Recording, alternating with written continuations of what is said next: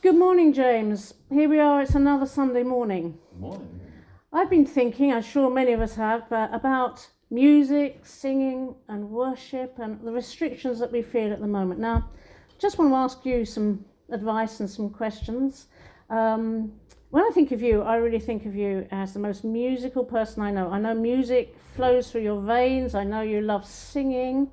So just tell me a little bit, how did that all, your background, your childhood, did that arise early on in your life? How did that come about that you knew you loved music? Well, yes. As a very young child, my first recollections were of tooting here in the UK, and my dad was studying, and we were a young, family. We were certainly a family with young children, and one of the first presents I remember distinctly receiving was a little toy piano.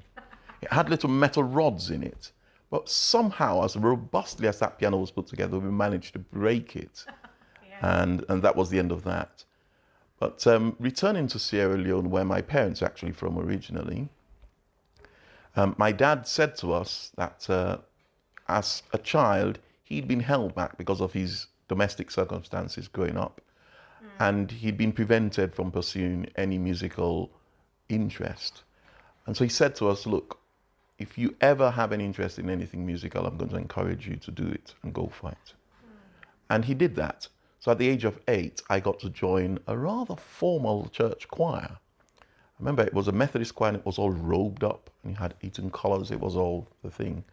And we sang such complex music, Handel's Messiah, Haydn's Creation, Bach, and all that stuff. So it was really good, musical exposure.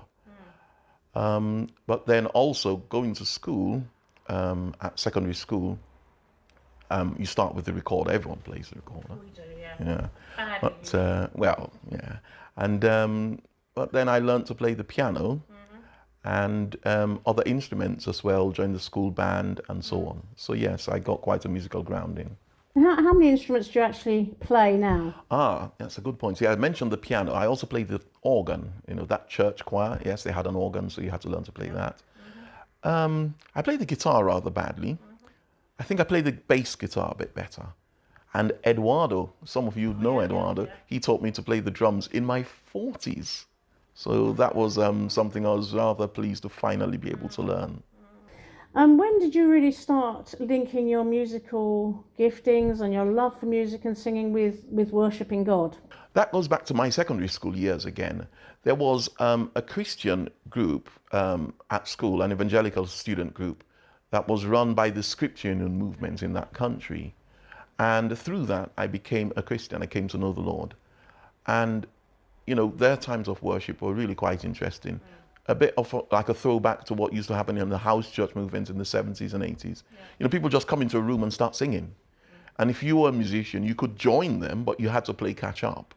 And so you learned, about different keys, about going with the flow of worship, playing according to the mood and so on and so forth. So yeah, that was quite a grounding. But then I also got involved with what I could best refer to as contemporary Christian music. Or contemporary Christian worship music. And that was where there were Christian songs that had a choral kind of feel to them, but the music and the instrumentation was very modern, and the arrangements. And also, yes, gospel choirs as well. So I had quite a varied musical exposure in the Christian world. And that, I think, has contributed to make me, do what I do today. So coming to these very sort of strange times we're living in today, how are you managing to worship God when you're restricted in playing your instruments and singing in the normal sense of the word? How does it work for you? I think that's a very important thing, because after becoming a Christian, in the first few years of my Christian life, I had very strong and very encouraging influences to take things deeper. I remember one of them was being encouraged from one of the Greek words in the Bible for worship, which is proskuneo, which carries the sense of coming close to someone, bowing before them, to embrace them, to hold them close, and even to kiss them. And that is a word used for worship in the Bible. And so I was encouraged that my worship of God and to God had to be something from the heart and something significant, not just a performance.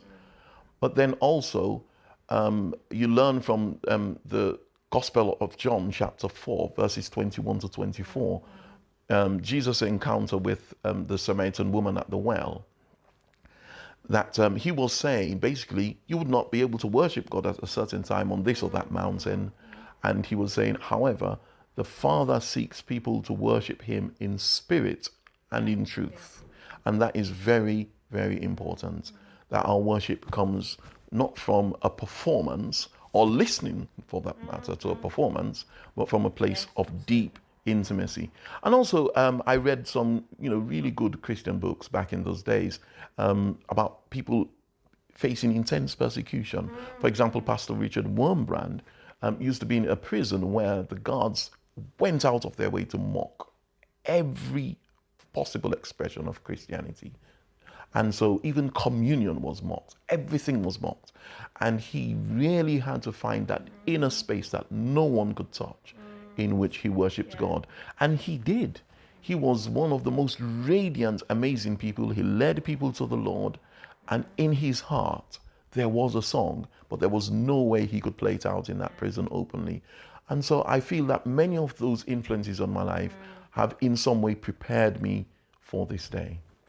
So is there anything you can, give to us this morning in terms of encouragement, how we can carry on worshipping God without so much singing and the playing of musical instruments? That'd be helpful. That is a very important question. I mean, I remember, years past we used to sing, when the music fades and all is stripped away. Well, guess what? It's happened. Yes, yeah. And there are things we can do, though.